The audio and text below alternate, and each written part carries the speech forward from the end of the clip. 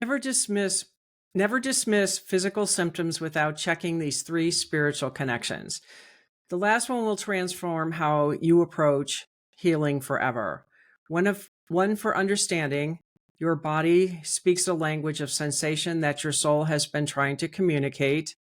Two is for integration. Recurring illness often appears in the exact places where emotional wounds are stored. And three is for liberation. When you heal the spiritual root, physical symptoms often disappear naturally. Your body constantly sends you messages that your soul knows it needs to hear. Studies reveal that astounding 80% of doctor visits stem from chronic stress, and this isn't a coincidence. This is your physical form screaming what your spiritual self has been whispering all along. When you ignore emotional pain, it doesn't just vanish. It settles into your tissues, organs, and other systems. Those who suppress their emotions become twice as likely to develop chronic disease.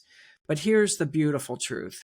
People who finally address their emotional wounds report that their physical symptoms decrease by half. Your healing journey isn't just physical, it's also spiritual. It's the sacred dance between body and soul that creates true wholeness. Listen closely when your body speaks. It's delivering messages your soul has been trying to tell you for so long. Hello, everyone, and welcome to the Journey of an Awakening Spirit. I am your host, Kathleen Flanagan. And today I just wanted to talk a little bit more about the body-mind connection, that our body does talk to us. And a lot of times we know when something's wrong, but we don't necessarily know how to fix it. We only know how to describe what we think it might be. And some of the stages that you know when something is starting to be amiss is that you feel heavy or tight, you're tired, or you feel very wired. And, and if you continue to ignore these symptoms, you're going to crash. That's just a simple truth. And so I know when there were a couple of times in my life that I really paid attention to what my body had to say. And the first one was when I was going through my divorce in around 2000, somewhere in that general vicinity. I had my thyroid went out. And it had slowed down because my hair is falling out. I'm not sleeping. There's just like everything that the thyroid manages. I was having those symptoms. So I ended up going to the doctor and he put me on some sort of medication to get my thyroid to come up, because the first thing out of his mouth was, "We're going to cut it out." And I said, "I don't think so. There's a reason that we have a thyroid. I wasn't going to cut it out." And the reason I didn't let him do that, because I think there was a goiter or something they felt over here on it too. And I just said no. And that's when I did more of my research on the thyroid and realized that this was very important just for metabolic health. And I wasn't going to do that, take it out, and then feel like I'm going to put on all this weight, because so many people that when they have their thyroids removed, then their body goes all out of whack. They put on weight. They can't get rid of the weight. They're on medication the rest of their life. And I wasn't about to start down that journey. So I said no. So he put me on this medication. And every time I went back to the doctor, I would say, "You need to reduce my medication." And he's like, "Why are you saying that?" I said, "Because my body told me so." Now, in the process, I discovered I can take kelp because it's a natural iodine. So I did kelp. So I took kelp, and you can do bladderwrack as well. And every time I went back to the doctor, it's like, "You got to reduce the medication." And he's like, "Why?" And I said, "Because my body told me so." And after so many monthly visits of this, he finally said, he took my blood and he finally said, "How do you know that I can do this?" I said, "Because my body's speaking to me."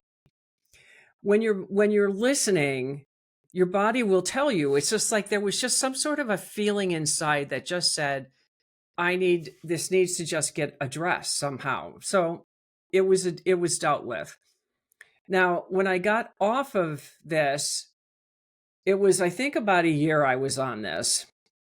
And I went back to the doctor and I said, "I'm done with the medication. Everything's fine." He says, "No, you're not, because you're at a 7 on my thyroid gauge," and he wanted it at 5. And I said, "But I sit at 7 because everything about me is normal."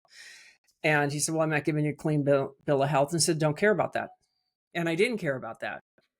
Now, I continued to take kelp because I just realized that if I was having thyroid issues and all of that, then what the heck, just keep taking it. It's not going to do any damage to me. It's kelp. It's a natural product. And so I did that. And as I kept taking the kelp, whatever this medication was, like on my stomach and abdomen, I've started getting all these fissures, and the fissures were really bothering me, and they itched like crazy. And I thought I was diseased, and I thought it would never heal, because I was like, what the heck was I taking that this was coming out and I was detoxing? Thank God I was detoxing, but it was just blowing my mind away. Now, I don't get sick normally. And I know it's because of how I think and how I do things up here. That's the main thing. I don't play victim. I don't want attention. I think being sick is a waste of time. I know that there's a value of getting sick every now and then, because it's a way the body purifies and cleans itself and gets rid of dead cells and everything else. And I get that. And once in a blue moon, I will get sick. Now, I will do everything in my power to prevent that, because I will get out the lemon tea and the honey, because that just seems to kick it out real fast of whatever I need to do. And it's like my go-to. If that doesn't work, I'm down for the count, and I know it. And what I tell myself is, you've got 24 hours. I tell my body it can do whatever it wants to do in 24 hours. I will go to bed. I will sleep. I will do whatever I need to do. But you got 24 hours to work through this, because I'm not going to do it. And 99.99% of the time, it works, because I stopped moving, and I kind of assessed my life. I would do whatever I need to do. I would sleep. I'd be miserable, and I would be miserable. I gave myself full permission to be miserable. And then the next day I would be weak, but I was able to function, maybe not 100%, but I was better, and I was on the mend, and that's all that mattered to me. I don't like being sick. I never have. And I think a lot of it had to contribute to when I was like 6 years old in first grade. I got every childhood disease in the first grade. And I think I only maybe showed up for school maybe 2 months total that whole year. Passed. I don't know how, but I did. And I think it was that I was so bored being sick, and I was always on the couch, and my mother wouldn't let me watch TV, and I wasn't allowed to do anything because I was sick. And I hated it. And I just learned to hate it, because I thought it was such a waste of time. And so that's part of what this is.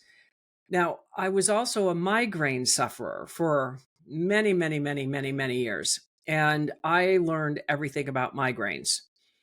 I knew that, I stopped the chocolate, because chocolate is a trigger. I had hormonal issues with it. There was stress issues with it. There were so many things that were contributing to it. And as I started learning more about what triggers migraines, I did what I could to not have migraines. And I remember one day I asked my body, I was in bed, I was in a migraine, I was dying, I was suffering, I was in so much friggin' pain. And I just asked my body, I said, can you please tell me why I'm doing this? Why I'm always having migraines? Because I had I didn't know what else to do. I had done everything I knew to do. And I asked my body, and it said, because you asked me to.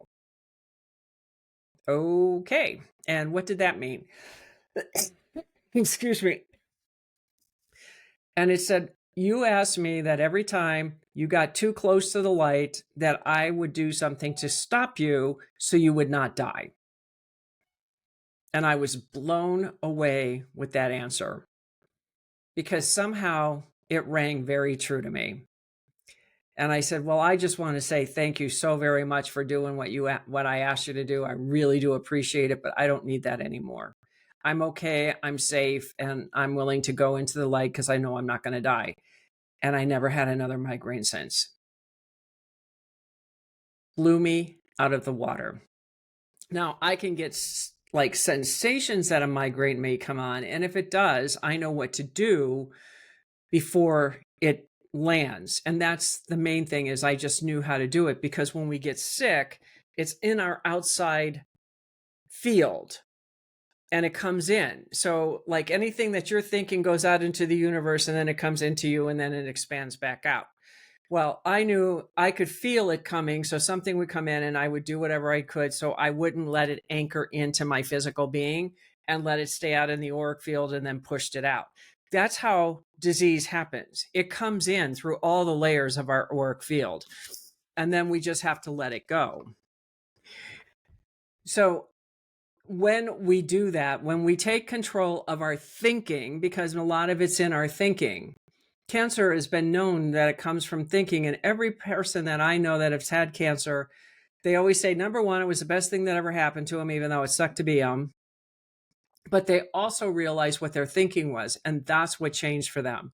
And that's why a lot of times they survive cancer, because they got to the root of whatever their thinking was. If it was being a people pleaser, if it was being a doormat, not standing up for themselves, whatever it was, that's what they did. I mean, and even Dr. Ryan said the same thing, that all diseases can be prevented. It's just, how are we taking in our environment? How is the brain operating? What are we thinking?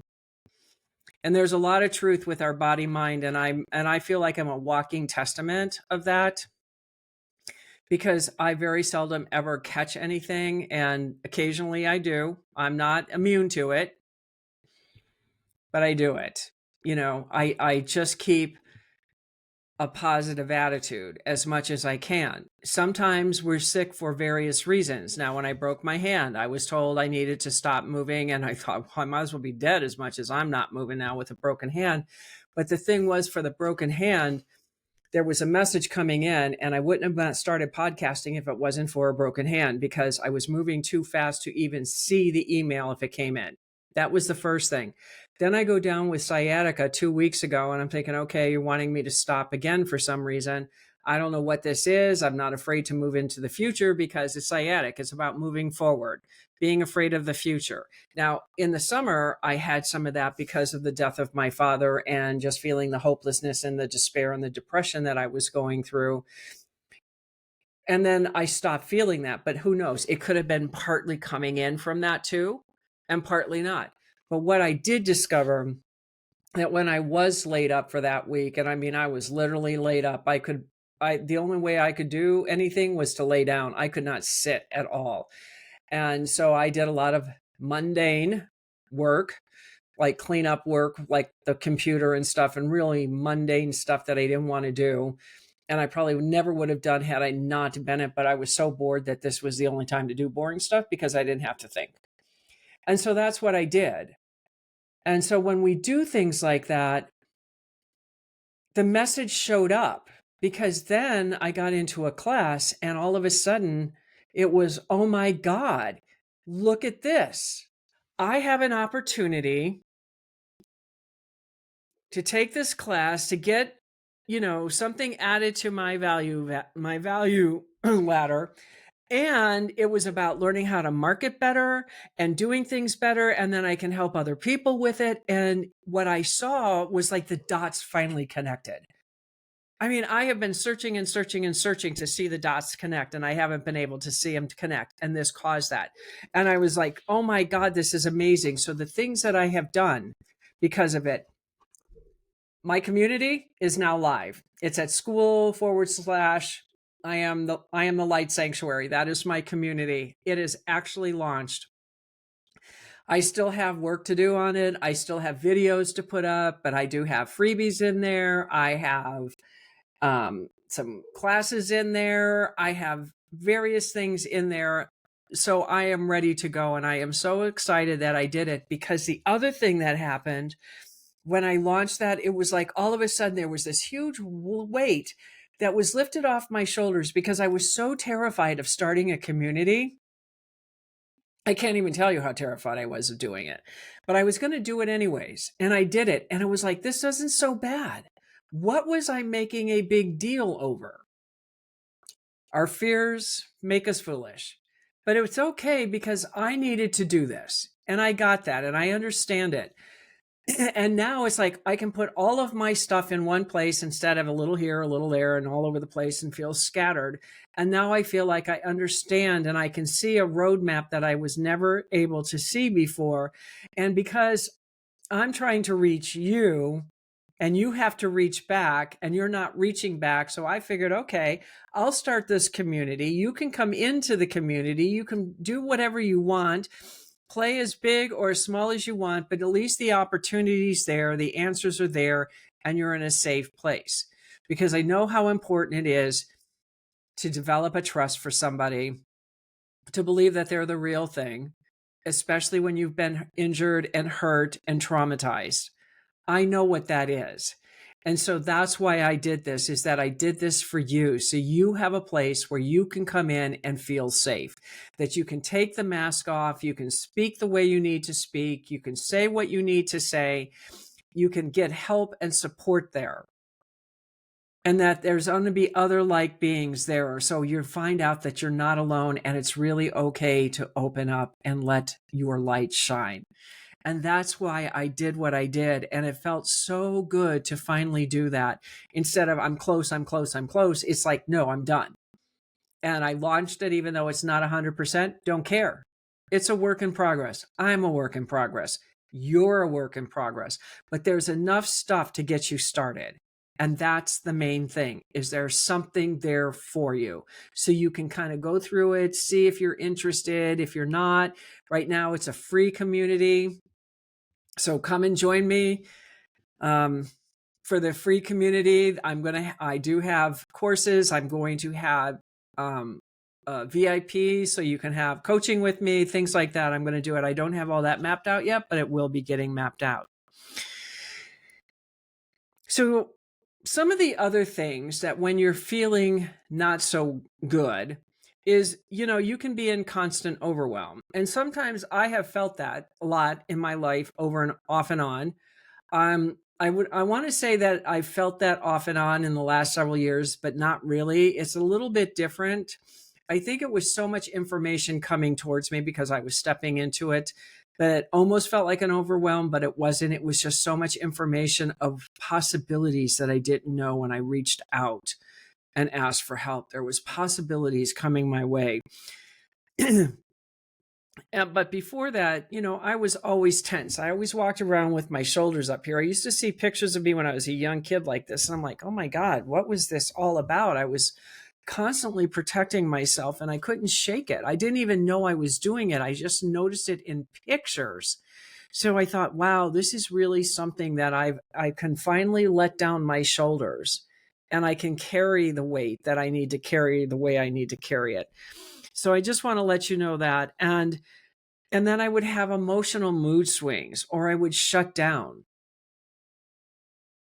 And shutting down is not good. I mean, yes, I retreat and I go quiet because I need to do that. And I give that permission to do that because sometimes that's what we need to do. But to go in from highs and lows the way I was going into it, or shutting down to such a place that I was like, just screw the world, and I just wanted to go and hide and die. That was what I wanted to do. And that's not healthy either. And the main thing that I felt the most was how disconnected I felt with myself. I mean, I've talked to you guys about, here's my outside self, this is my inside self, and nowhere did they ever come to meet until now. I did not know what that roadmap was to get into alignment with myself. So now I have that body, mind, spirit connection. And it feels good to have that, to feel like I'm whole, that I don't have to wear the mask, that I can show up the way I need to show up. I mean, I look at my videos sometimes on here and it's like, oh my God, I'm so quirky. And it's like, well, that's who you are. It's who you are. It might bother you, but it may not bother them. So, that's what I do. I don't judge myself that way because I think the message is more important than how I show up or what I look like, if I have makeup on or not, that kind of thing. And that's where I go with it. I was also operating out of survival and not intuition. That was another big thing for me, was I felt like all I could do was survive. And the only way I knew how to survive was to have my anger up and keep people away from me, because that was the only way I knew how to protect myself. And as long as I was doing that, then I wasn't listening to my intuition. I wasn't trusting my guidance. I wasn't trusting anything. Now, it took me a while to really start trusting my intuition. Now, I'm very intuitive. I've always known I'm intuitive, but that didn't mean I trusted it. Or if I did, it was very silent. I never told anybody. I just did what I needed to do and kept my mouth shut, because to me, that was safe, because I was all about safety. Everything I did was all around safety. And when I said when my father died and it was like I was no longer looking over my shoulder and it was free to walk about the cabin, I'm not kidding. That's exactly what it felt like. And that's what it felt like. And that's what made this so hard to go through, because my identity was in my safety. And I was having an identity crisis. And so that's why that emotional thing was going on. That's why when all those emotions were coming up and people were like, how you doing? It's like, well, it's complicated, because I didn't know what was happening. I could feel all these emotions swirling around like a tsunami. And I kept sitting and just being with it. And part of me sitting and being with that emotion was, I started to see I have an identity crisis. I started to see I was angry. I was bitter. I was frustrated. There was rage, and I realized that there was so much denial at the same time, that there was a hope inside of me that maybe one day I would have a dad. And that day never came. And it was never, excuse me, and it was never going to come. And I had to face that. First of all, I had to own it. That was not fun.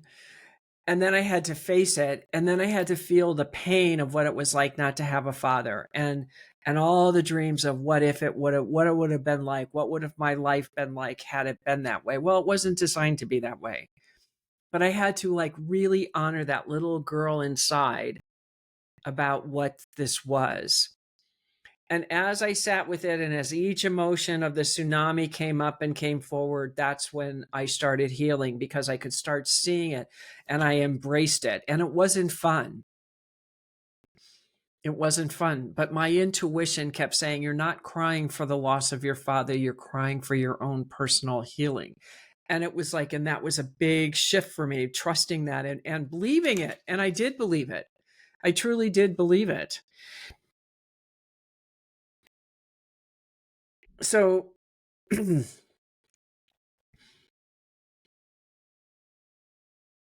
I had to take off my own personal expectations for that. And I had to honor me, because this is where I learned boundaries too. I started learning boundaries in 2008. I started realizing I wasn't worthy to have things and be treated a certain way. And once I started doing that, I felt like I could start meeting my own needs, and I didn't have to put them in the background or think I was unworthy or undeserving of them. And when I quieted myself down and I started really working and doing a lot of the deep inner work, and made sure that my body was okay and I was taking care of it, getting sleep and all of that, that's when I think my intuition really rose up, because I was now understanding what was my body, what was in my mind, and what my intuition was. I started to know the difference of the voices. And we don't know that until we stop long enough and listen. So, one way that you can reground to your body's wisdom is to just ground yourself. And whatever that looks like. And for me, when I feel like I'm really flighty, I will just plant my feet on the earth, and then I will ask Mother Earth to come in with her so-called hands and grab my ankles and just ground this energy and just push this energy through me. And that's what I do with that. And then I breathe. And you want to take at least 3 breaths, 4 inhales, 4 holds, 4 exhales, about 3 or 4 times, because what's going to get the dopamines going, it's going to get that mood out of you that you might be in. It's going to get rid of a lot of things. It's going to quiet the central nervous system. And then you just listen. Just be in that harmonic space, because you're now in the movement of the earth with your energies, and you're vibrating with her and you listen. And sometimes she'll talk at that point. Your voice will talk. Sometimes it won't, but you're just still and take in the stillness because that's where everything is at. And, if you want to know how to start doing this, my alignment guide that I have that's in the show notes, that's a great way to start just to do one little baby step or a couple different steps with journaling and meditating and breathing and just giving yourself, even if it's just 5 minutes, that 5 minutes a day is going to change your life because that's 5 minutes of you time with you. And just be with that because that's how I started. I mean, I was, this energy was not here when I was younger. I mean, it was 3 steps forward, 2 steps back. And I had to learn all of this. And even though I may have intuitively known it, it didn't mean I understood it. And it didn't make sense to me. And then I was dealing with my own crazy issues in my mind.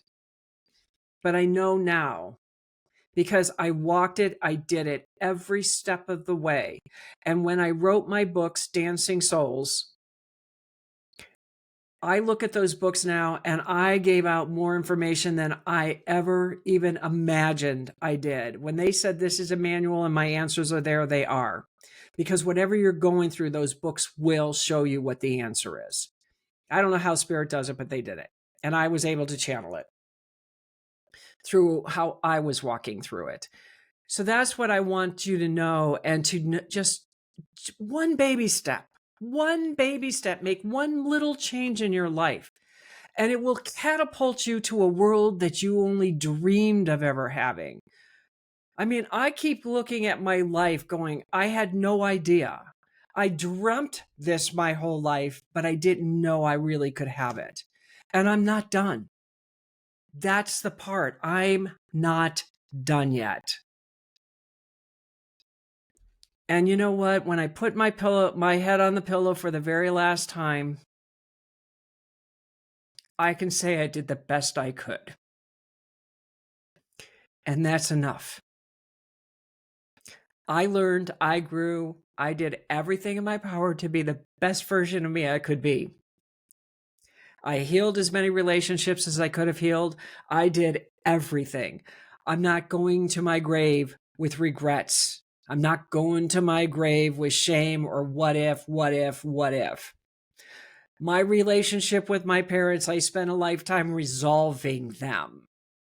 So when they died, I was okay up here because there were too many people in my life that I knew that were so messed up here because they did not resolve their stuff with their parents and then they died. I wasn't going to be that person. And you don't have to be either. It's not confrontational. There are techniques to do this, to work through this and communicating with people when they're that way. I have, meditation, this amazing meditation that helps you to get through that to where you can heal those kind of relationships. And I'm just saying that with the holidays coming, I know that a lot of you are going to be in conflict. I used to be that person. I'm not that person anymore. I had Thanksgiving dinner. I was the host. I had great people, great food, great conversation, no drama, no anything. Loved it. I didn't even know if it was possible. I always hoped it would be possible, and it is. Magic's coming back into my life because I'm allowing the magic to come in, and you can have that too. So I want to thank you for joining me today. I really do appreciate it. If there's any value and you know anybody who needs this, feel free to give them the link to this. Check out my community at school.com/I am the light sanctuary. Feel free to join. It's a free community. There's nothing for you, it's all for you, whatever you want to do. It just gives you that opportunity to have a safe place to come home to. Be around other like-minded people that feel the same as you and you don't have to feel alone anymore. So I want to thank you for joining me today. I had to re-record this because the first version of this, I don't know what happened to the sound, but it was a mess. So I apologize for the first version, but this one is definitely better. And I will see all of you next Tuesday at 4 p.m. Eastern Standard Time. And from my heart to yours, I hope you have a fabulous week.